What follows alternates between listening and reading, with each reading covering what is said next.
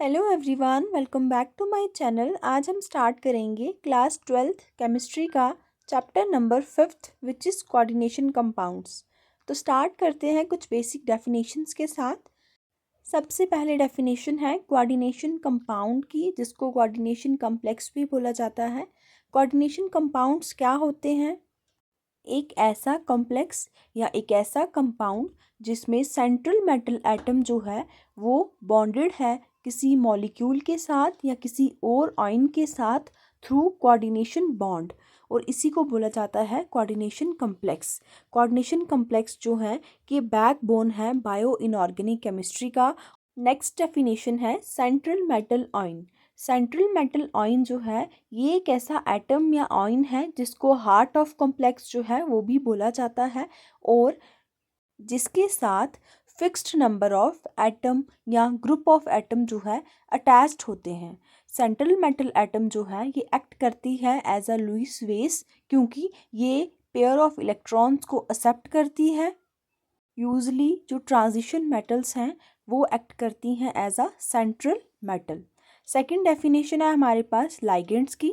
Ligands क्या होते हैं? लाइगेंड्स जो हैं वो ऐसे मॉलिक्यूल्स जो और आयंस हैं जो डायरेक्टली अटैच होते हैं सेंट्रल मेटल के साथ, और इनके पास जो है एक्सेस ऑफ इलेक्ट्रॉन्स हैं। ये एक्ट करते हैं एज अ लुईस बेस, क्योंकि ये डोनेट कर सकते हैं pair of electrons to the central metal atom, और सेंट्रल मेटल एटम जो है इनके साथ लिंक होती है थ्रू कोऑर्डिनेशन बॉन्ड। कुछ एग्जांपल्स हैं लाइगेंड की, जैसे water, ammonia etcetera. Next definition है कोऑर्डिनेशन नंबर की। कोऑर्डिनेशन नंबर जो है कोऑर्डिनेशन कम्प्लेक्स का, वो ये होता है कि कितने सेंट्रल मेटल एटम के साथ लाइगेंड अटैच हैं और कितनी नंबर ऑफ कोऑर्डिनेशन बॉन्ड जो हैं एग्जिस्ट कर रही हैं between the central metal atom and the ligands. हमने यहाँ एक एग्जांपल ली है कॉम्प्लेक्स की, जो एक टेट्राहाइड्रल कॉम्प्लेक्स है, और इसमें जो कोऑर्डिनेशन नंबर है हमारे पास वो 4 है, क्योंकि इसमें 4 क्लोराइडो आयंस जो हैं वो निकल मेटल के साथ अटैच है। नेक्स्ट डेफिनेशन है कोऑर्डिनेशन स्फीयर की। कोऑर्डिनेशन स्फीयर क्या होता है? जो सेंट्रल मेटल एटम है और लाइगेंड जो है वो डायरेक्टली अटैच हैं एक दूसरे के साथ थ्रू कोऑर्डिनेशन बॉन्ड, और इसी को जब हम स्क्वायर ब्रैकेट्स में रखते हैं तो उसे कोऑर्डिनेशन स्फीयर जो है वो बोला जाता है। एक quick summary, central metal atom जो हैं वो एक्ट करते हैं as a Lewis acid, ligands act करते हैं as a Lewis base. Coordination number होता है कितने amount of coordination bond exist कर रही हैं between metal and the ligand, and the coordination complex is defined as when the coordination compound is enclosed in square brackets. Next definition है हमारे पास types of ligand depending upon the number of donor atoms. सबसे पहले monodentate ligands.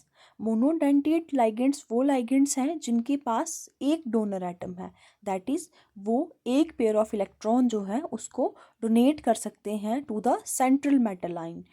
इसकी कुछ examples हैं, जैसे water, ammonia, क्लोराइडो, ये सब जो हैं ये मोनोडेंटेट लाइगेंड्स हैं। नेक्स्ट है हमारे पास बाइडेंटेट लाइगेंड्स। बाइडेंटेट लाइगेंड्स वो लाइगेंड्स हैं जिनके पास दो डोनर एटम्स प्रेजेंट हैं, दैट इज़ वो दो लोन पेयर्स जो हैं वो डोनेट कर सकते हैं, जिसमें हमारे पास एग्जांपल आ सकती है इथिलीन डायमीन की एंड ऑक्सलेट आयन की।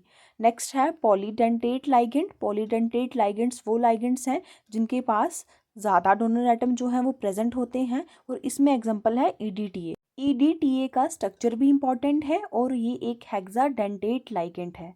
इस लाइगेंड को किलेटिंग लाइगेंड भी बोला जाता है। देन अगेन हमारे पास टाइप्स हैं on the basis of mode of attachment. तो मोड ऑफ अटैचमेंट के बेसिस पे सबसे पहले एम्बीडेंडेंट लाइगेंड्स, ऐसे लाइगेंड्स जो डिफरेंट एटम के थ्रू अटैच हो सकते हैं, जैसे एग्जांपल है हमारे पास नाइट्रो। इसमें दो डोनर एटम प्रेजेंट हैं, दो डिफरेंट डोनर एटम जो हैं वो प्रेजेंट हैं, तो ये एक एम्बीडेंटेट लाइगेंड है। नेक्स्ट है हमारे पास ब्रिजिंग लाइगेंड्स। ब्रिजिंग लाइगेंड्स वो हैं जो दो मेटल एटम्स को आपस में कनेक्ट करते हैं। ये थी इस चैप्टर की कुछ बेसिक डेफिनेशंस। मिलते हैं अपनी नेक्स्ट क्लास में। Thank you.